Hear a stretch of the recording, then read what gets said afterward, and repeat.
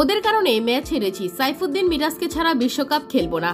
যুক্তরাষ্ট্রের বিপক্ষে ম্যাচ হেরে একই বললেন সাকিব আল হাসান। দর্শক, যুক্তরাষ্ট্রের মাটিতে প্রথমবারের মতো সিরিজ, অচেনা কন্ডিশন, পিচ সম্পর্কেও ধারণা নেই এমন মাঠে বলের মতিগতি বুঝতেই খেই হারিয়েছেন বাংলাদেশের ব্যাটাররা। ব্যাট করতে নেমে লিটন দাসের বাজে শুরু এবং এরপর নাজমুল হোসেন শান্ত ও সাকিব আল হাসানরা অনেক সংগ্রামের পরেও রান পাননি। শেষ পর্যন্ত তাওহিদ হৃদয়ের 50 ও মাহমুদুল্লাহ রিয়াদের ক্যামিওতে টাইগাররা নির্ধারিত 20 ওভারে 6 উইকেটে 153 রান তুলেছিল।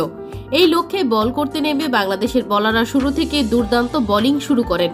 মাত্র 94 রানেই 5টি উইকেট তুলে নেন বাংলাদেশের বোলার মুস্তাফিজ, শরীফুল, রিশাদ হোসেনরা। তবে শেষ পর্যন্ত বাংলাদেশ পরাজয় নিয়ে মাঠ ছাড়েন। এদিকে ম্যাচ হারের পর সাকিব আল হাসান বলেন, আমরা নতুন কন্ডিশনে এসেছি, তাই একটু মানিয়ে নিতে কষ্ট হচ্ছে।